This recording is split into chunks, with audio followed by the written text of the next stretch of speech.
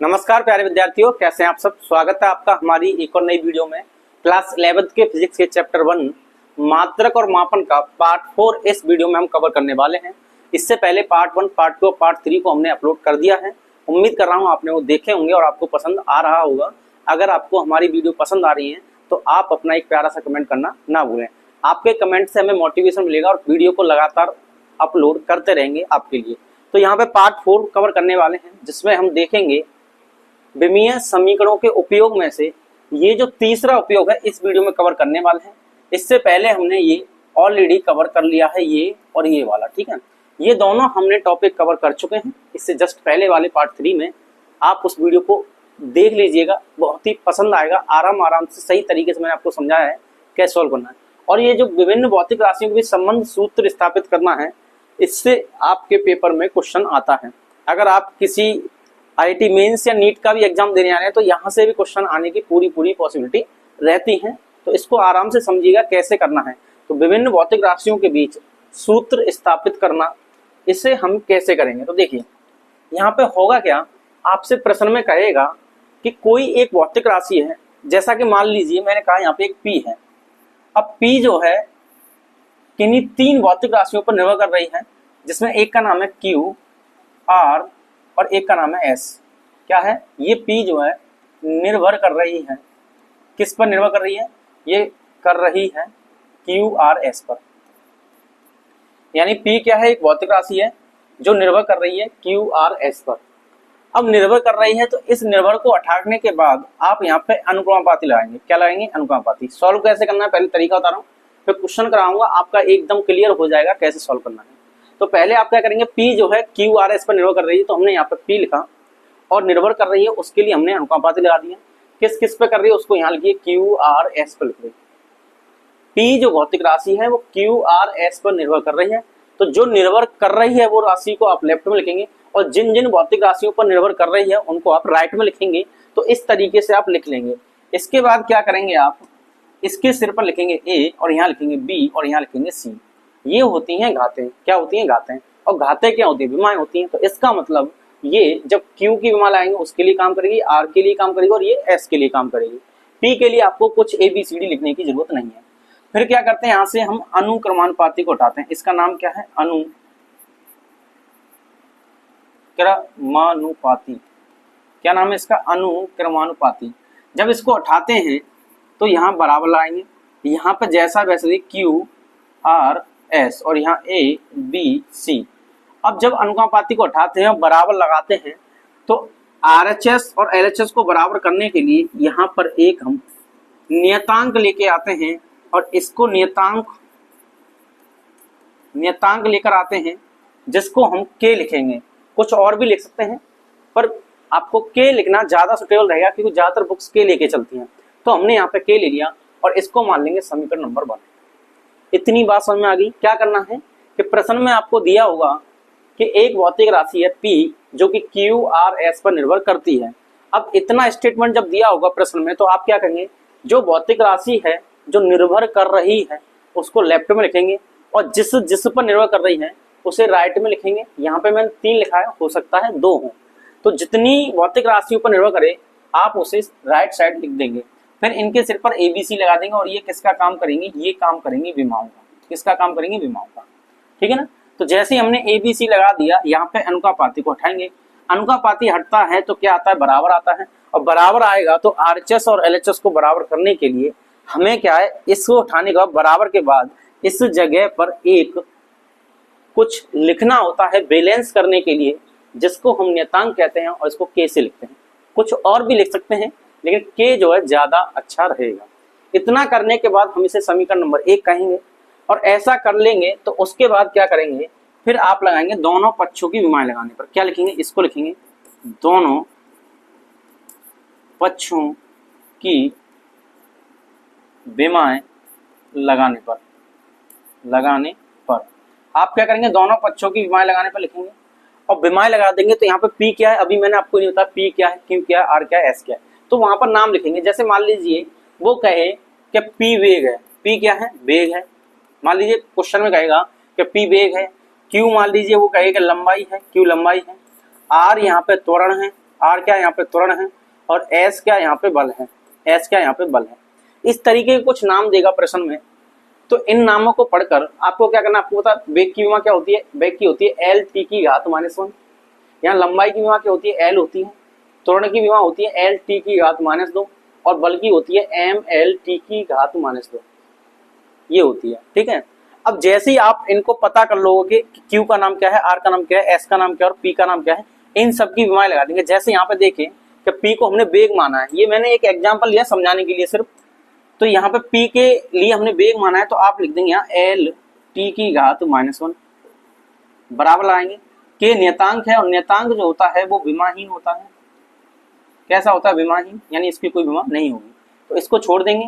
अब क्यू की बात करें तो क्यू क्या माना, लंबाई, तो यहाँ पे एल लिख देंगे, इसकी विमा आ जाएगी एल और इसके सिर पे लिखा है ए, तो ए लिख देंगे। फिर यहाँ पर आर की बात करेंगे तो आर क्या है, यहाँ पे त्वरण है, तो त्वरण की विमा होती है एल टी की घात -2 और यहाँ पे लिख देंगे आप बी।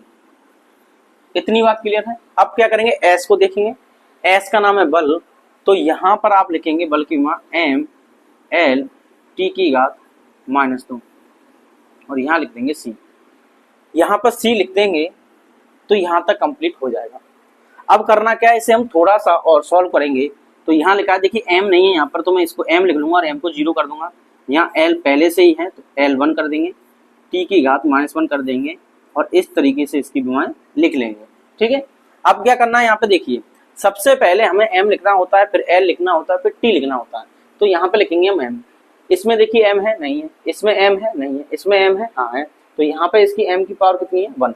अब देखिए यहाँ पर m की पावर है 1 और ये बाहर कितनी पावर है c, और जब पावर के ऊपर पावर होती है तो उसका गुणा करते हैं, तो 1 का c में गुणा करेंगे तो क्या आ जाएगा m की पावर c। तो यहाँ पर निकल के आएगा m की पावर c। कन्फर्म है इतनी बात है। अब देखिए अब m के बाद लिखते हैं l। अब l कहाँ कहाँ है, l यहाँ पे, तो l की पावर यहाँ पे क्या है, देखिए l की पावर यहाँ पे a, तो यहाँ a लिखेंगे। अब l की पावर देखो यहाँ पे 1 है, यहाँ पे कितनी है 1 और 1 का भी होल पावर है b, यानी l की पावर 1 है, तो यहाँ पे हम ऐसे लिखते हैं l की पावर 1 है और इसकी पावर b है, तो l की पावर b हो जाएगा ये बात। ठीक है, तो यहाँ पे देखो l की पावर a है और यहाँ से निकल के आएगा l की पावर b, तो क्या मैं इसे ऐसे लिख सकता हूँ कि पहले दिया आपको l की पावर a और एक जगह निकल के आएगा l की पावर b, यहाँ से l की पावर a और यहाँ से l की पावर b। अब आगे देखेंगे तो यहाँ पे भी l का पावर 1 है और पावर 1 है तो इसका भी पावर है, तो 1 का पावर क्या है c, तो पावर के ऊपर पावर होती है तो मल्टीप्लाई करते हैं यानी गुणा करेंगे, तो यहाँ पे l की पावर निकल के आएगा c, यानी 3 बार l आया है, एक बार यहाँ, एक बार यहाँ और एक बार यहाँ, तो यहाँ से a पावर आएगी, यहाँ से b आएगी और यहाँ से c आएगी। अब l की पावर a, l की पावर b और l की पावर c आ गया और ये तीनों जो है मल्टीप्लाई यानी गुणा में लिखे हैं। तो आपको पता है जब आधार समान होते हैं तो घातें जुड़ जाती हैं, तो यहाँ पे a प्लस b और प्लस c आ जाएगा। समझ में आ गई बात है। तो यहाँ पर हम लिख देंगे a प्लस b और प्लस c। अब m हो गया, l हो गया, अब बात करेंगे t की। किसकी बात करेंगे, t की।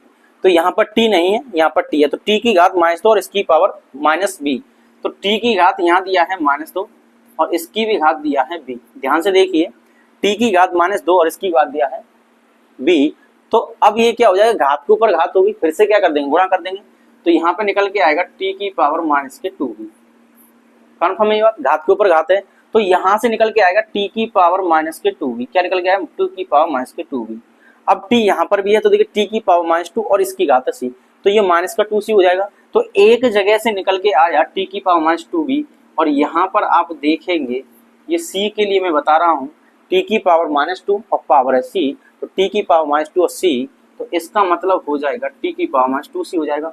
अब देखिए यहाँ पर लिखा है t की पावर -2c हो जाएगा और यहाँ से t की पावर -2 भी हो जाएगा और दोनों ये ब्रैकेट देखिए सबके बीच में कुछ नहीं तो मल्टीप्लाई मान लेंगे। तो अब क्या करेंगे, गुणा कर देंगे इसका और इसका, तो ये आ जाएगा t की पावर -2b और ये t की पावर -2c। कितना आ जाएगा।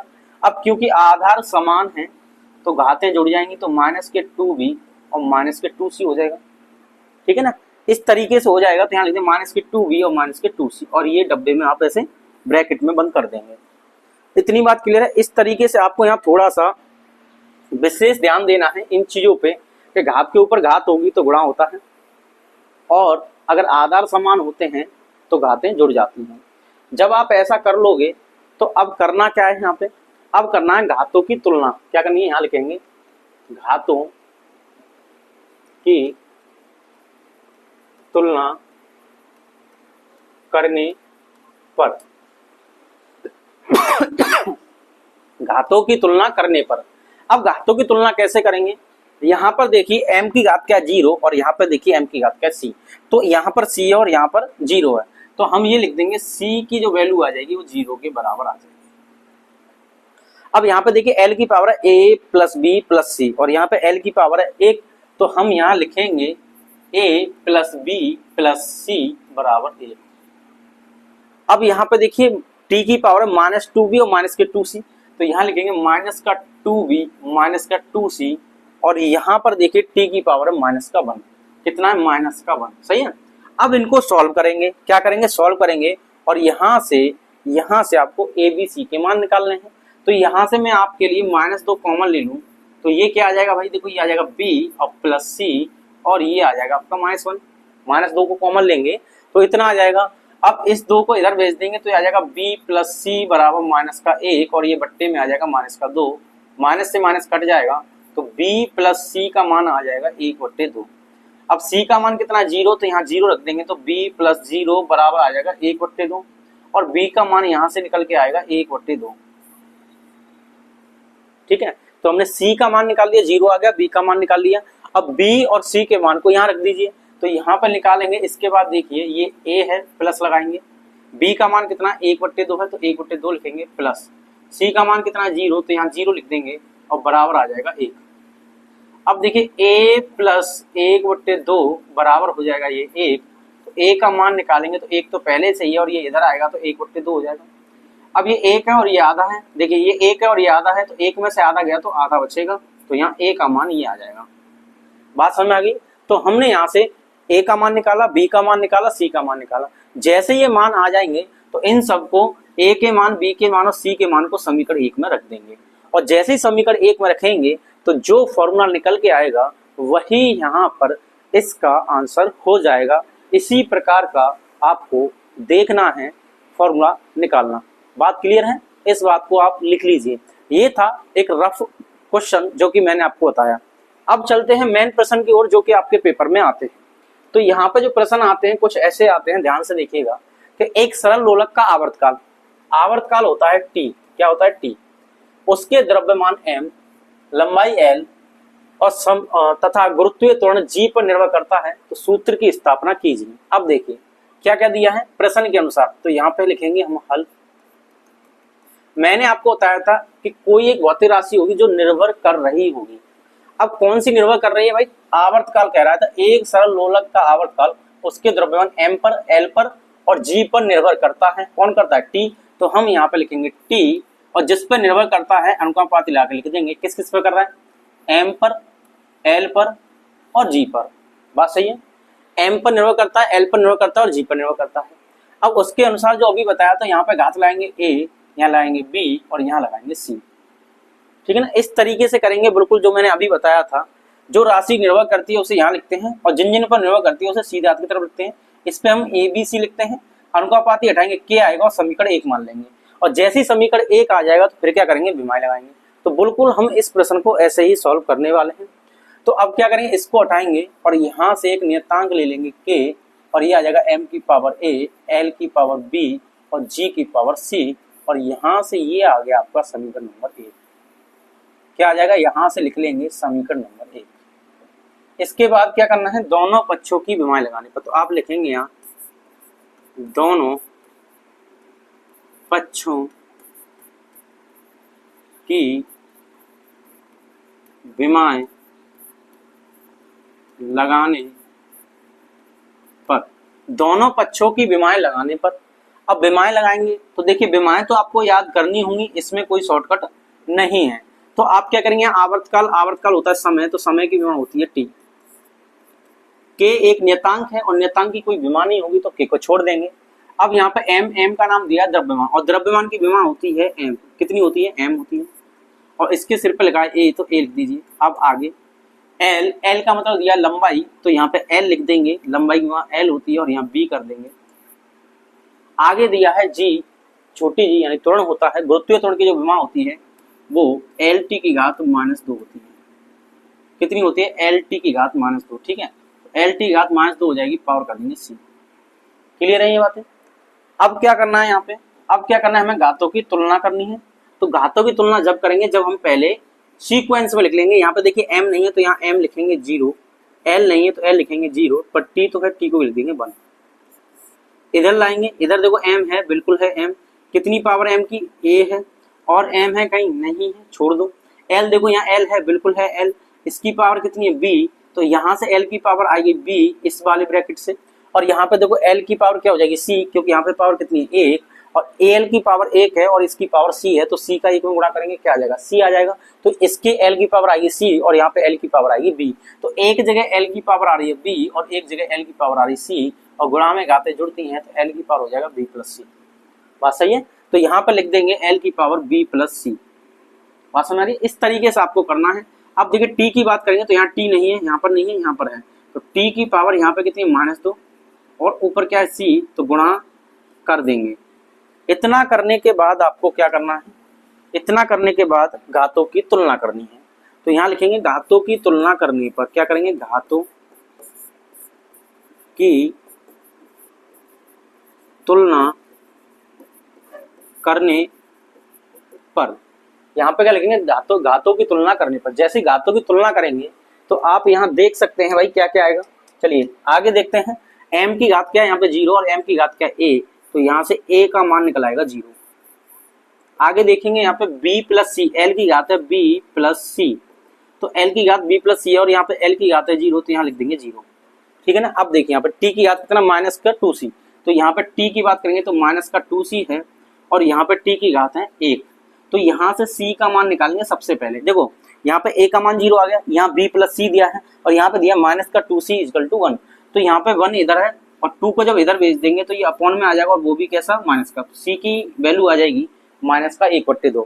अब इस c को क्या करेंगे? हम यहाँ पे शिफ्ट कर देंगे। जैसे इसको हम यहाँ पे शिफ्ट करेंगे तो b का मान निकल आएगा, तो हम यहाँ पे करेंगे b माइनस c की जगह लिख देंगे 1/2 बराबर 0, तो b का मान यहाँ से आ गया, इसको इधर भेजिए तो 1/2, ये b का मान आ गया। अब जैसे ये सारे के सारे मान आ गए a b c के मान, तो इन सभी मानों को रख दिए समीकरण 1 में। तो हम लिखेंगे समीकरण 1 से। अब क्या लिखेंगे आप? समीकरण 1 से। अब समीकरण 1 से में इसका मतलब ये a b c के मान लिखने हैं, तो t बराबर आ जाएगा, t बराबर यहाँ पे k, और m की पावर a है, और a का मान कितना है? 0, तो यहाँ 0 लिख दीजिए। फिर l है, l की पावर b है, और b का वैल्यू आया 1/2, और आगे क्या है? यहाँ पे g है, तो यहाँ छोटी g लिखेंगे, और यहाँ पावर c है, तो c की वैल्यू आई है -1/2। ऐसे कर देंगे। अब देखिए आगे क्या करेंगे, तो t तो रहेगा ऐसे ही, और यहाँ पे आ जाएगा k, तो m की पावर 0। किसी भी संख्या की घात 0 होती है तो उसका जो वैल्यू है 1 हो जाता है, तो ये तो हो जाएगा 1, तो इसकी जगह लिख देंगे 1। फिर मल्टीप्लाई कर देंगे, l की पावर 1/2 है, और ये g जो पावर है, g की जो पावर है, इसको हम अपॉन में कर देंगे, यानी हर में ले जाएंगे, तो माइनस पावर कैसे हो जाएगी? प्लस की हो जाएगी। अब आगे सॉल्व करें तो t जो है इसका गुणा इसमें करेंगे तो ये k हो जाएगा। अब यहाँ पे l की पावर 1/2 है, और यहाँ बट्टे में g की पावर 1/2 है। अब आपको पता है k पे तो कोई पावर नहीं है, छोड़ दो ऐसे ही। l की पावर 1/2 है, तो जिसकी पावर 1/2 होती है हम उसे अंडर रूट में लिख सकते हैं। ऐसे ही g को हम क्या लिख देंगे? अंडर रूट में लिख देंगे, क्योंकि इसकी पावर भी 1/2 है। अब इसके पास भी अंडर रूट है और इसके पास भी अंडर रूट है, तो इसका मतलब ये हुआ दोनों को एक ही अंडर रूट में लिख दीजिए l/g में। अब यहाँ से जो t का मान निकल के आया, t आ गया k अंडर रूट में l/g। तो यहाँ से ये फॉर्मूला इस प्रश्न का आंसर हो जाएगा। समझ में आ गया बातें? तो यहाँ से प्रश्न का आंसर हो जाए t बराबर k अंडर रूट में l/g। अब आप यहाँ पे देख रहे होंगे, आपको पता है ये जो फॉर्मूला होता है आवर्तकाल का, अगर आपने याद किया है तो फॉर्मूला होता है t बराबर 2 पाई अंडर रूट में l/g होता है। तो देखो यहाँ t है, यहाँ t है, l/g अंडर रूट में है, बिल्कुल है, लेकिन यहाँ पे क्या आ रहा है? 2 पाई आ रहा है, यहाँ पे क्या आ रहा है? k आ रहा है। तो जब हम फॉर्मूले को निकालेंगे तो यहाँ पे k साथ में आएगा, क्योंकि हमने इसको उठाया, k लाया है, तो यहाँ पे k तो आएगा ही। क्या आएगा? यहाँ पे k आएगा। तो k का मान जो है हम यहाँ पे इन फॉर्मूलों को पहले से याद करके रखेंगे। अगर आपको याद नहीं है तो आप इतना ही छोड़ दें, यहाँ पे आपका आंसर सही है। तो आपको क्या करना है, यहाँ पे एक और लाइन लिखनी है, कि प्रयोगों द्वारा, क्या लिखेंगे, प्रयोगों द्वारा, तो प्रयोगों द्वारा k का मान कितना हो जाएगा, यहाँ पे 2 पाई हो जाएगा। और जैसे ही 2 पाई को उठा के हम यहाँ रखेंगे तो यहाँ से t का मान जो आएगा वो आएगा 2 पाई अंडर रूट में l अपॉन जी, और ये इसका करेक्ट फॉर्मूला हो जाएगा। तो किसी सरल लोलक का जो आवर्तकाल होता है उसका फॉर्मूला होता है t बराबर 2 पाई अंडर रूट में l अपॉन जी, ये फॉर्मूला इसका होता है, ठीक है ना। इस तरीके से हम यहाँ पे ये कर लेंगे। तो इसको आप नोट करिए, नोट कर लिया, समझ में आ गया। यहाँ पे आपको k दिक्कत दे रहा होगा, अभी एक दो बार जब कर लेंगे तो आपको समझ में आ जाएगा ये जो फॉर्मूला होता है t बराबर 2 पाई अंडर रूट में l अपॉन जी होता है, इसलिए k का मान ये आएगा। अब आगे जो प्रश्न करेंगे वहां पर भी k आएगा, तो वहां पे क्या 2 पाई ही लगाएंगे, नहीं, वहां पे हम क्या लगाएंगे, पहले हमें फॉर्मूला पता होना चाहिए कि इसका फॉर्मूला ये होगा। जैसे हमने विमाएं निकालने में जितने फॉर्मूले पढ़े हैं उसमें ये पता होगा कहाँ पर k मतलब वैल्यू क्या आ रही है, कहीं पे 1/2 आता है, कहीं पे 1 आता है, कहीं कुछ आता है, तो k की वैल्यू लगातार बदलती रहेगी। यहाँ तक आप कर लीजिए, मान लीजिए आपका आंसर 100% सही है। उसके बाद जब एक दो बार प्रैक्टिस कर लेंगे तो k का मान भी पता लग जाएगा। अगले प्रश्न की ओर बढ़े। अगला प्रश्न देखिए, स्टोक्स ने यह ज्ञात किया कि, स्टोक एक साइंटिस्ट थे, ये आपके 11th की फिजिक्स में आएगा, पार्ट 2 में जब पढ़ेंगे। स्टोक्स ने यह ज्ञात किया कि यदि किसी पदार्थ की एक छोटी गेंद को श्यान माध्यम में गिरने दिया जाए तो उस गेंद पर माध्यम द्वारा आरोपित विस्कासित बल, विस्कासित बल का मतलब होता है यहाँ पर श्यान बल। अब ये श्यान बल क्या होता है तो थोड़ी सी जानकारी दे दूं। जैसे हम पानी में किसी भी पत्थर को गिरते हैं, किसको, पत्थर को गिराते हैं या कोई भी चीज पानी में डुबाते हैं, तो पानी के अंदर वो चीज जा रही है तो पानी क्या करेगा, उसको ऊपर की ओर बल लगाता है। पानी के अंदर चीज जा रही है और पानी ऊपर की तरफ बल लगा रहा है, तो ऊपर की तरफ जो पानी बल लगाता है उसको हम यहाँ पर श्यान बल कह सकते हैं। क्या कह सकते हैं, श्यान बल कहेंगे। और श्यान बल क्या होता है, जो वस्तु अंदर डूबती जा रही है उसकी विपरीत दिशा में काम कर रहा है। तो श्यान बल एफ का मान निम्न बातों पर निर्भर करता है। तो फिर से देखिए सवाल वही है, सॉल्यूशन भी वैसे ही होगा। तो यहाँ से सॉल्यूशन करना स्टार्ट करें तो ये कह रहा है एफ का मान निम्न बातों पर निर्भर करता है। तो मैंने आपको बताया जो बात निर्भर करती है, एफ निर्भर कर रहा है, किस पर कर रहा है उसे यहाँ राइट साइड लिखेंगे, तो एफ निर्भर कर रहा है उसे लेफ्ट में लिखेंगे। यहाँ पे साथ में अनुपाती लगाएंगे, अनुपाती लगा दिया तो एफ अनुपाती किस, गेंद की त्रिज्या तो आर पर निर्भर कर रहा है, विस्कासता गुणांक इसे कहते हैं श्यानता गुणांक। क्या कहेंगे भाई इसे, श्यानता गुणांक। तो ये हमने लिख दिया, इसको कहते हैं ईटा। क्या कहते हैं, ईटा कहते हैं। और गेंद का वेग, गेंद का वेग यानी बी। तो बल के लिए सूत्र स्थापित कीजिए, तो एफ का फॉर्मूला बनाना है। तो यहाँ पे क्या लिखेंगे हम, ए, यहाँ बी और यहाँ सी। तो एफ बराबर लगाएंगे, इसकी जगह के आएगा आर की पावर ए, ईटा की पावर बी और वी की पावर सी, और इसको कहेंगे समीकरण नंबर 1।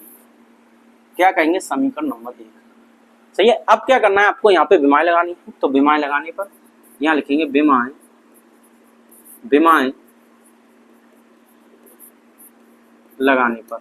अब विमाएं लगाएंगे तो विमाएं लगाना स्टार्ट करते हैं। ये बल है, बल की विमा होती है एम एल टी की घात -2। के की कोई विमा नहीं होगी, छोड़ देंगे। आर, आर क्या यहाँ पे त्रिज्या है, और त्रिज्या जानते हैं दूरी होती है, तो यहाँ पे लिख देंगे एल और ये पावर कर देंगे यहाँ पे ए। क्या कर देंगे यहाँ पे, पावर ए। आगे देखेंगे तो यहाँ पे लिखा है ईटा। अब ईटा की विमा आपको नहीं पता है तो ईटा का फॉर्मूला याद करिए, ईटा बराबर होता है बल बटे क्षेत्रफल गुणा यहाँ आता है वेग और यहाँ आता है दूरी। ठीक है, इस फॉर्मूले से हम निकालेंगे, क्योंकि विमाओं वाले मैंने आपको बताया था कि श्यानता गुणांक की जो विमा है इस फॉर्मूले से निकालते हैं। यहाँ पे आता है बल बट्टे क्षेत्रफल, यहाँ आता है वेग प्रवणता, और वेग प्रवणता लिखते हैं वेग बट्टे दूरी, दूरी ऊपर पहुंच जाता है। तो यहाँ से कैसे निकालेंगे, देखो ईटा की विमा निकालेंगे तो यानी बल की विमा चाहिए, तो हम लिखेंगे बल की विमा एम एल टी की घात -2। आगे दिया है दूरी, दूरी हो गया एल बट्टे क्षेत्रफल का होता है एल की घात 2 और वेग का होता है एल टी की घात -1। अब देखिए एल स्क्वायर है तो मतलब एल की पावर 2, तो एक एल और एक एल, ये 2 एल मर जाएंगे। ऊपर क्या बचेगा, यहाँ पे एम बचेगा। अब ऊपर एम बचा और ये वाला एल, देखो ये एल मर गया, ये एल मर गया, ये भी मर गया। टी की घात -2 बचा, इसको मैं यहाँ लिख देता हूँ। तो एम यहाँ आ गया, टी की घात -2 यहाँ आ गया, ऊपर कुछ नहीं बचा। अब नीचे क्या बचा, ये बचा एल की घात -1। जब ये ऊपर आएगा तो एल की घात -1 हो जाएगा।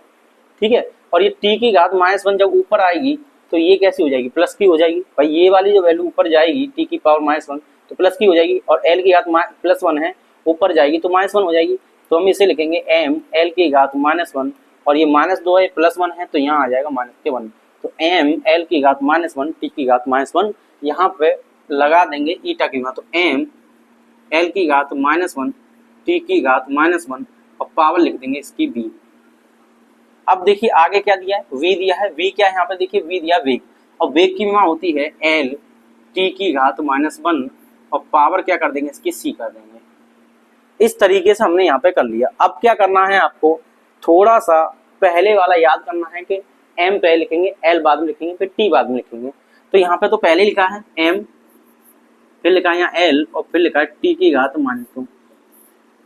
आगे लिखे तो देखिए यहाँ पे m, देखिए यहाँ पे m नहीं है, यहाँ पे m नहीं है, बीच वाले में m है, तो यहाँ पे m की पावर कितनी है, यहाँ पे m की पावर यहाँ कुछ नहीं है तो 1 मान लेंगे, और इसकी भी होल पावर यानी इस ब्रैकेट के बाहर क्या है b, तो b देखो m की भी पावर होगी, l की भी होगी और t की भी होगी, तो m की पावर क्या हो जाएगी यहाँ से b हो जाएगी, m की पावर क्या हो जाएगी यहाँ से b हो जाएगी। क्यों हो जाएगी, क्योंकि यहाँ m की पावर 1 है और 1 और b पावर उसकी है, तो m की पावर 1 और उसकी पावर b, तो पावर का मल्टीप्लाई कर देते हैं, पावर में पावर के ऊपर पावर हो तो मल्टीप्लाई, तो यहाँ पे आ जाएगा b।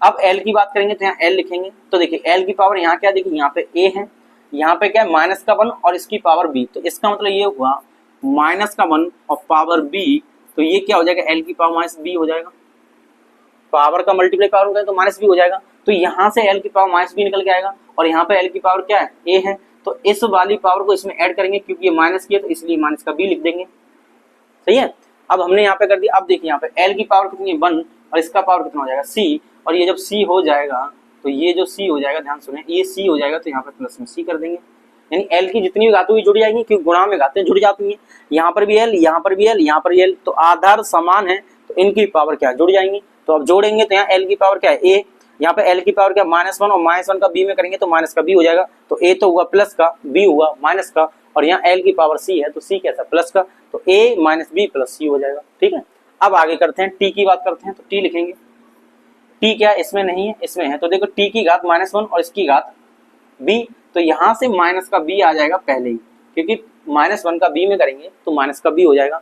अब क्योंकि t की पावर यहाँ पर भी है, t की पावर यहाँ पर भी है, तो दोनों क्या है जुड़ जाएंगी, तो यहाँ से निकलेगा -b और यहाँ से देखिए -1 की पावर c, तो यहाँ पे आ जाएगा माइनस का c, तो यहाँ पे लिख देंगे हम माइनस का c और इसको कर देंगे हम ब्रैकेट में बंद।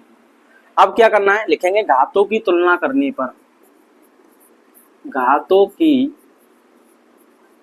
तुलना करने पर, क्या लिखेंगे यहाँ पे, घातों की तुलना करने पर। अब घातों की तुलना जब करेंगे तो ध्यान से सुनिएगा, क्या करना है हमें, m की घात यहाँ पे b है और m की घात यहाँ पे 1 है और यहाँ l की घात 1 है, तो तुलना करेंगे तो देखिए b का वैल्यू आ जाएगा यहाँ से 1, तो b बराबर आ गया 1। अब यहाँ a - b + c, तो यहाँ लिखेंगे a - b + c, ये क्या l की पावर है और यहाँ l की पावर 1 है, तो यहाँ 1 लिख दीजिए, और t की पावर यहाँ पे देखिए -2 और t की पावर माइनस का b और माइनस का c, तो यहाँ लिखेंगे माइनस का b और माइनस का c, और ये बराबर हो जाएगा -2 के। अब मैं यहाँ से माइनस कॉमन ले लूँ तो ये आ जाएगा b + c बराबर -2, इस माइनस से माइनस मर जाएगा तो b + c बराबर आ जाएगा 2।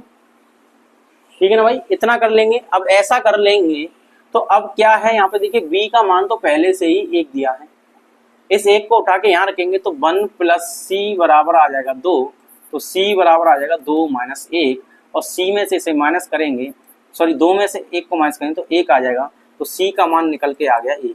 c का मान कितना आ गया, c का मान निकल के आ गया 1 और b का मान आ गया 1, तो c का मान भी 1 और b का मान भी 1। अब बचा किसका मान, a का, तो a का मान निकालने के लिए हम क्या करेंगे, c और b का मान यहाँ रख देंगे, तो देखिए इसमें हम आगे वैल्यू रखेंगे, यहाँ से, यहाँ देखिए यहाँ से वैल्यू रखेंगे, तो a तो ऐसे ही रहेगा माइनस का b, b की जगह -1 रखेंगे तो माइनस का आ जाएगा, प्लस c, तो प्लस c की जगह लिख देंगे 1 लिख देंगे, तो प्लस का 1 और बराबर आ जाएगा 1। ठीक है, इस 1 से 1 मर जाएगा तो ये आ जाएगा a बराबर 1।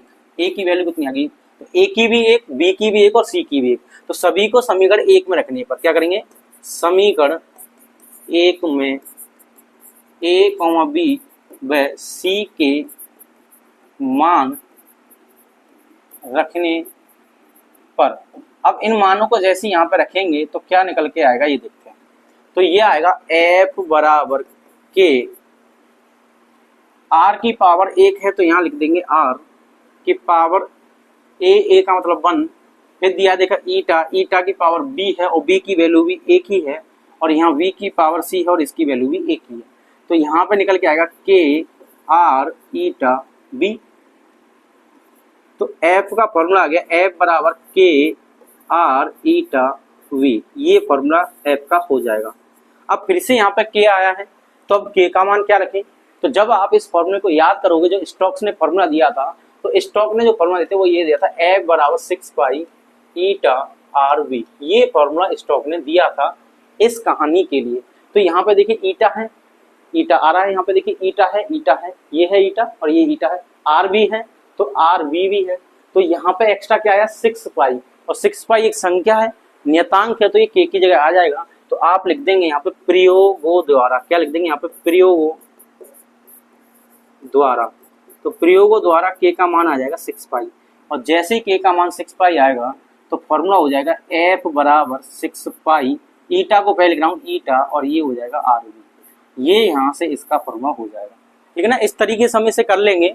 उम्मीद कर रहा हूँ समझ में आ गया होगा। अब आपको दिक्कत आ रही होगी कि यहाँ पे 6 पाई कैसे रख दिया, कहीं पे अपने अभी 2 पाई लिखा था, 6 पाई कैसे आया कि हर में पाई आएगा, नहीं, के का मान अलग अलग रहेगा।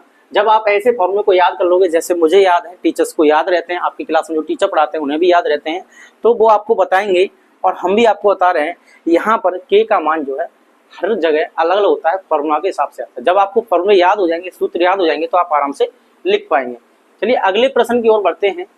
एक तार की कंपनों की आवृत्ति n, तार की लंबाई l, तनाव t तथा प्रति एकांक लंबाई के द्रव्यमान m पर निर्भर करती है, विमीय सूत्र से स्थापना करें। तो यहाँ पर एक इंपोर्टेंट लाइन दी है, इस लाइन को ध्यान से पढ़िएगा। इससे पहले वाली वीडियो मैंने आपको ये समझाया था और इसको ही मैं पहले समझाऊंगा सॉल्व करने से पहले। तो यहाँ पर दिया प्रति एकांक लंबाई के द्रव्यमान, तो ये लिखा है प्रति एकांक लंबाई के द्रव्यमान। तो देखिए जब भी एकांक लिखा हो, क्या लिखा हो एकांक, तो इसका मतलब होता है 1, और यहाँ पे अगर मान ली लंबाई लिखा है तो बट्टे कर दीजिए l, इसका मतलब ये हो गया। फिर से मैंने ये कहा कि एकांक द्रव्यमान लिखना चाहता हूं तो एकांक द्रव्यमान लिखेंगे तो 1 लिख दो, द्रव्यमान को यहाँ लिख दो। मैं कहूँ एकांक क्षेत्रफल, क्या लिखूंगा एकांक क्षेत्रफल, तो इसका मतलब एक ऊपर लिखो, क्षेत्रफल नीचे लिखो। तो मैं आपको यहाँ पर ये समझाना चाह रहा हूँ कि एकांक के साथ में जो दिया होता है वो हर में आ जाता है, और एकांक का मतलब एक ऊपर आया तो एकांक लंबाई का मतलब 1/l, एकांक द्रव्यमान का मतलब 1/m, एकांक क्षेत्रफल का मतलब हो गया 1/a। इतनी बात समझ आ गई। तो इस तरीके से हम एकांक वाली बात को लिख सकते हैं। अब क्या करेंगे, यहाँ लिखा है प्रति एकांक लंबाई, तो प्रति एकांक का मतलब एकांक ही होता है, तो इस प्रति एकांक का मतलब हो गया 1, लंबाई का मतलब हो गया ये। अब आपने पढ़ा है कि का और की आता है तो उसके क्या लिखते हैं गुणा, और ये आ जाएगा द्रव्यमान m, तो इसका मतलब हो गया ये m/l। यानी आपको ये दिया है प्रति एकांक लंबाई के द्रव्यमान m का मतलब यहाँ पे m/l दिया है। क्या दिया है, m का मतलब यहाँ पे m/l दिया है, इसको आप नोट कर लेंगे। तो यहाँ से आपको ये बात समझानी थी। अब बढ़ते हैं प्रश्न की ओर। तो एक तार की कंपनों की आवृत्ति n, तार की लंबाई l, तनाव t तथा प्रति एकांक लंबाई के द्रव्यमान m पर निर्भर करती है। तो देखिए कौन निर्भर करती है भाई, आवृत्ति निर्भर करती है।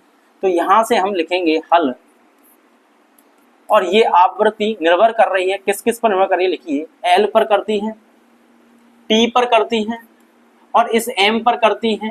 तो यहाँ पे a b c लिख देंगे, और यहाँ से देखेंगे n बराबर यहाँ पे k आएगा, l की पावर a आएगा, t की पावर b आएगा, m की पावर यहाँ पे c आएगा, और इसको लिख देंगे समीकरण नंबर 1। क्या लिख देंगे इसको, समीकरण नंबर 1। तो ये आ गया समीकरण नंबर 1। फिर क्या है वही पहले जैसा, दोनों पक्षों की विमाएं लगाने पर, तो यहाँ लिख देंगे विमाएं लगाने पर, विमाएं लगाने पर। अब देखिए आवृत्ति है, यहाँ प्रश्न दिया आवृत्ति, और आवृत्ति की जो विमा होती है वो होती है t की घात -1, और आवर्तकाल की होती है t, और आवृत्ति की होती है t की घात -1, क्योंकि आवृत्ति जो होती है 1/, आवर्तकाल के बराबर होती है। अब आगे देखिए यहाँ k की कोई विमा नहीं होगी, l दिया है, l का मतलब सिर्फ लंबाई है, तो लंबाई की हो गई यहाँ पे l, और घात लगा देंगे यहाँ पे a। अब देखिए t दिया है तनाव, तनाव क्या होता है, तनाव एक बल होता है, तनाव क्या होता है, बल होता है। तो यहाँ पे विमा जो लगाएंगे बल की लगाएंगे m l t की घात -2, और घात लगा देंगे यहाँ पे b। तनाव क्या होता है, बल होता है, तो ml t की घात -2 और यहाँ पे लगा देंगे b।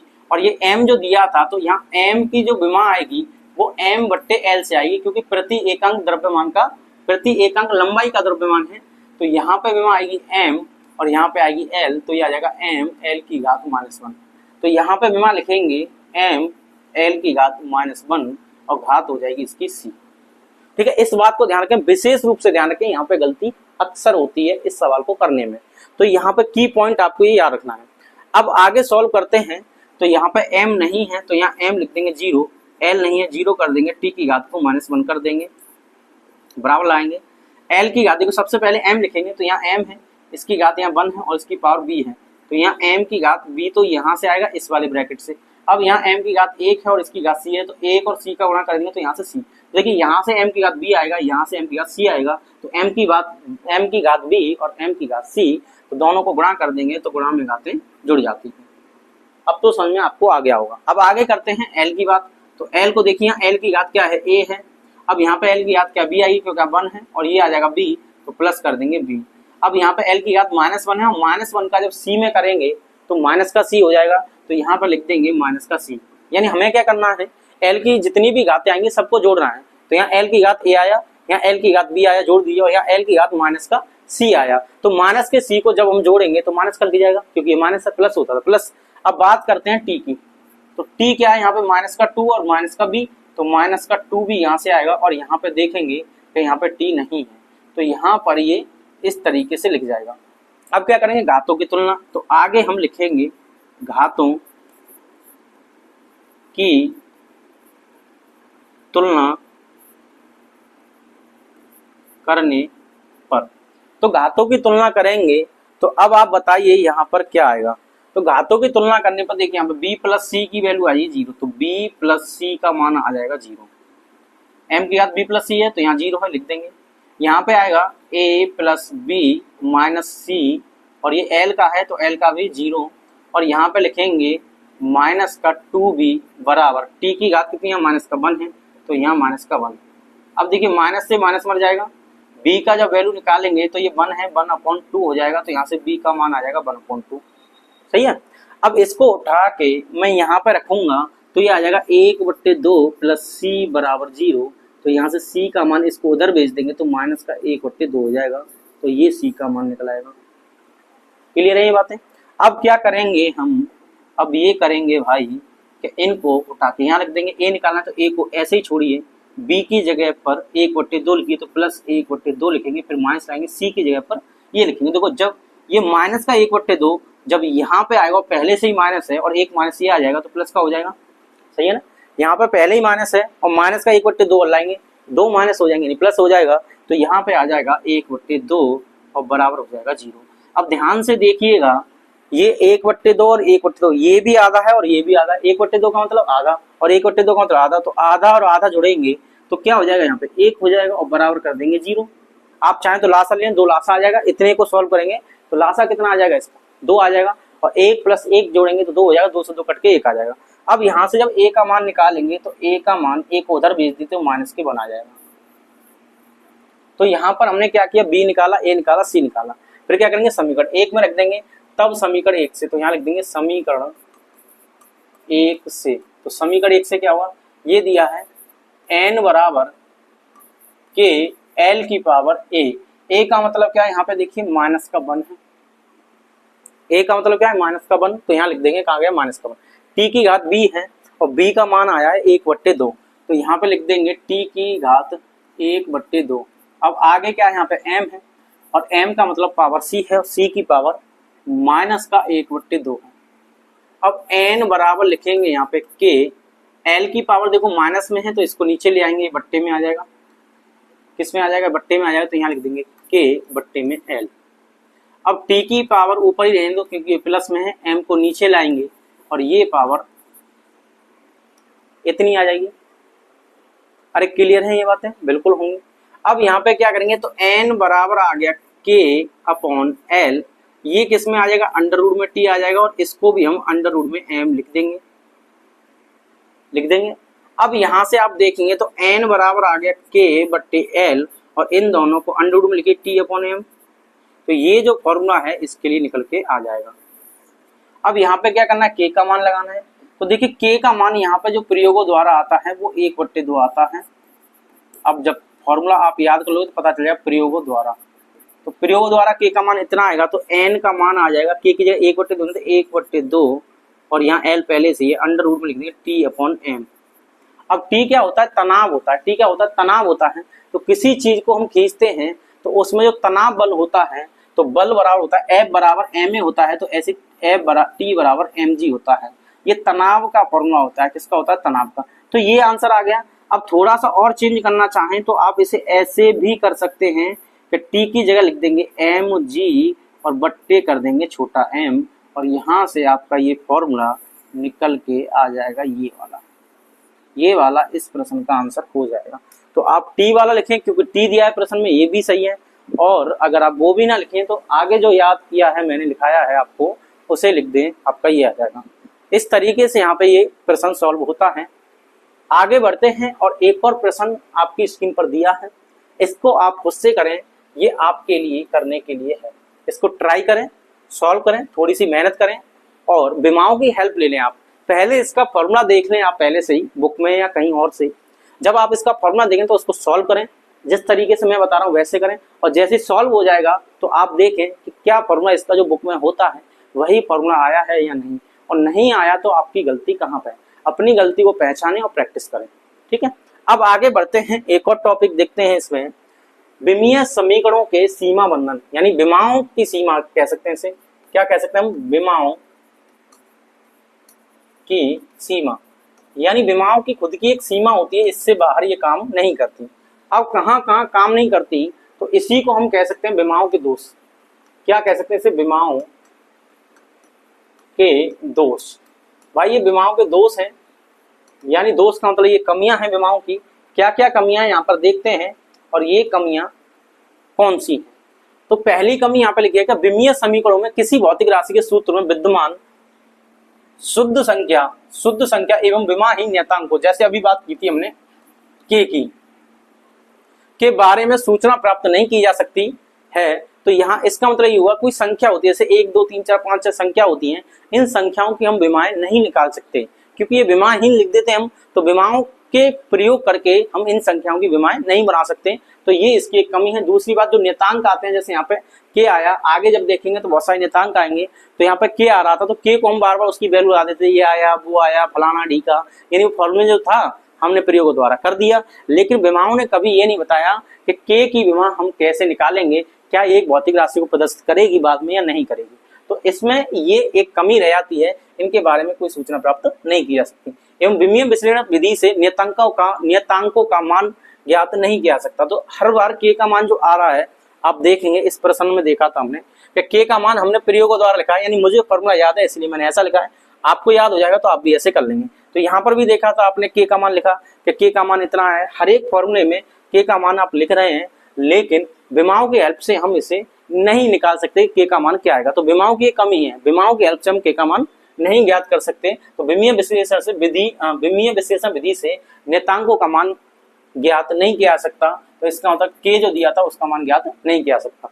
आगे देखिए, यदि कोई भौतिक राशि 3 से अधिक भौतिक राशियों पर निर्भर करती है तो उनके मध्य संबंध स्थापित नहीं किया सकता। यानी कितने से अधिक करती है, 3 से अधिक पर करती है। अभी जो हमने देखा, हर एक प्रश्न को देखिए, इसमें 3 राशियां ली हैं। तो देखो 1 2 3 n के पर कर रहा है, L T और M पर, ये 3 है। इस वाले प्रश्न में देखिए यहाँ पे कितने 1 2 3 है। इस वाले प्रश्न में देखिए कितनी है, M L G, ये भी 3 है। तो ये क्या है, यहाँ पे 3 3 है। जितने भी मैंने आपको बताया वो भी 3 है। तो प्रश्न में क्या है, 3 तक जो भौतिक राशियां निर्भर करती हैं वहां तक तो आंसर आ जाता है। 4 दे दी जाए तो आंसर नहीं आएगा, वहां पे विमाओं का दोष चालू हो जाएगा, यानी विमाओं की एक कमी है। 2 तक निकाल सकते हैं, 3 तक निकाल सकते हैं, 3 से ज्यादा नहीं निकाल सकते। तो यहाँ पे लिख देंगे उनके मध्य संबंध स्थापित नहीं किया जा सकता, क्योंकि 3 मूल राशियों MLT से 3 समीकरण ही स्थापित कर सकते हैं, 4 नहीं कर सकते। तो 4 नहीं कर सकते, इसलिए कमी हो जाएगी। इस विधि से उन सूत्रों को व्युत्पन्न नहीं किया सकता है जिनमें लघु गणकीय, देखो लॉग की बात होती है, लघु गणकीय का मतलब होता है लघु गणकीय का मतलब होता है लॉग, चर घातांकीय का मतलब होता है जैसे e की पावर x है, a की पावर x है ये, तथा त्रिकोणमितीय फलनों यानी sine theta comma cos theta dot dot tan theta cot theta, ये जो आते हैं त्रिकोणमितीय फलन होते हैं का उपयोग होता है तथा ना ही इनकी यथार्थता की जांच कर सकते हैं।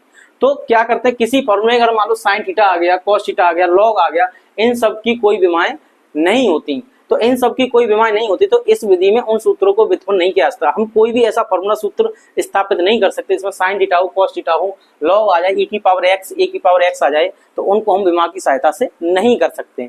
अब आगे देखिए, यह इस प्रकार की कोई जानकारी नहीं देता है कि जिससे राशि के अदिश या सदिश होने की जानकारी प्राप्त हो। तो विमाओं के हेल्प से हम ये भी नहीं बता सकते कि कौन सी राशि अदिश है, कौन सी सदिश है। तो विमाओं से हम ऐसा बिल्कुल भी नहीं बता सकते कि राशि सदिश है या अदिश है, ठीक है ना, बिल्कुल नहीं बता।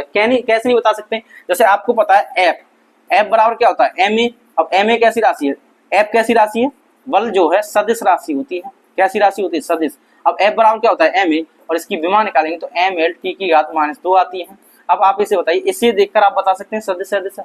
बिल्कुल नहीं बता सकते, क्योंकि इसमें एम का मतलब द्रव्यमान, एल का मतलब लंबाई और टी का मतलब समय, ये तो तीनों अदिश हैं। और ये कैसी राशि है, सदिश। तो हम इनकी हेल्प से, विमाओं की हेल्प से ये नहीं बता सकते कि कौन सी राशि अदिश है और कौन सी सदिश है, ठीक है, बात समझ में आई। और इन चीजों को याद रखें, ये साइन थीटा जो आता है, साइन थीटा, कॉस थीटा जो है डॉट डॉट डॉट, यहाँ पे जो लिखा है लॉग है, ठीक है, e की पावर x है, a की पावर x है, ये सब राशियां, ये सब जो चीजें होती हैं ये विमाहीन होती हैं। कैसी होती हैं, विमाहीन होती हैं, ठीक है। इस तरीके से इनके दोषों को, इनकी विमाओं की सीमा को ऐसे लिखा जा सकता है। तो यहाँ पर खत्म होता है हमारा पार्ट 4 जो कि चैप्टर 1 से हमने कवर किया था। तो इस पार्ट में इतना ही, मिलते हैं नेक्स्ट में। पढ़ते रहिए, मुस्कुराते रहिए। जय हिंद।